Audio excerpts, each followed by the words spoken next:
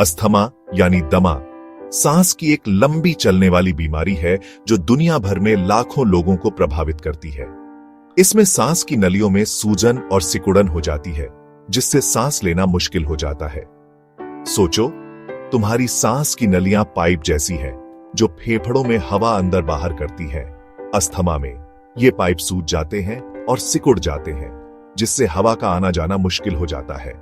Asthma के असली कारण अभी तक पूरी तरह से पता नहीं चले हैं, लेकिन माना जाता है कि यह जीन्स और हमारे आसपास के वातावरण के कारण होता है। कुछ चीजें जैसे एलर्जी पैदा करने वाली चीजें, धूल, धुआं और सांस के इन्फेक्शन अस्थमा का दौरा शुरू कर सकती है। अटैक के दौरान सांस की नलियों के आसपास की मांसपेशियां सिकुड़ जाती हैं, जिससे वे और भी संकरी हो जाती हैं। अस्थमा छोटे बच्चों से लेकर बड़ों तक किसी को भी हो सकता है। हालांकि अस्थमा का कोई इलाज नहीं है, लेकिन सही देखभाल और जीवन शैली में बदलाव से इसे कंट्रोल किया जा सकता है। अस्थमा, इसके कारणों और इलाज के बारे में जानना उन लोगों के लिए बहुत जरूरी है जो इससे पीड़ित है, ताकि वे स्वस्थ जीवन जी सके। अस्थमा एक जटिल बीमारी है जिसके कई कारण हो सकते हैं।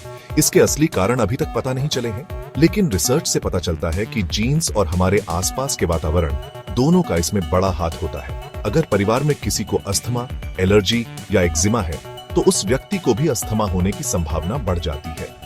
अलग अलग लोगों को अलग अलग चीजों से एलर्जी हो सकती है, जैसे पराग, धूल के कण, पालतू जानवरों के रूसी और फफूंदी। सिगरेट का धुआं, प्रदूषण और तेज गंध भी अस्थमा के लक्षणों को ट्रिगर कर सकते हैं।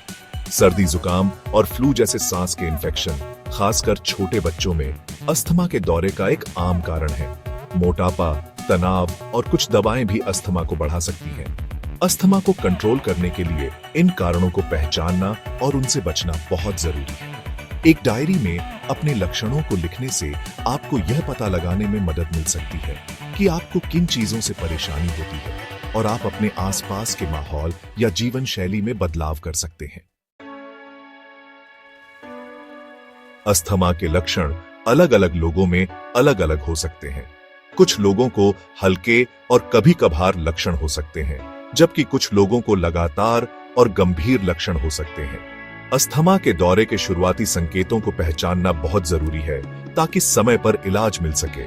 अस्थमा के आम लक्षणों में घरघराहट, सांस लेते समय सीटी जैसी आवाज आना, खांसी, खासकर रात में या सुबह के समय, सांस फूलना यानी सांस लेने में तकलीफ होना, और सीने में जकड़न यानी सीने में दबाव या दर्द महसूस होना शामिल है। ये लक्षण एक्सरसाइज करने के बाद, एलर्जी वाली चीजों के संपर्क में आने के बाद या रात में और भी बदतर हो सकते हैं।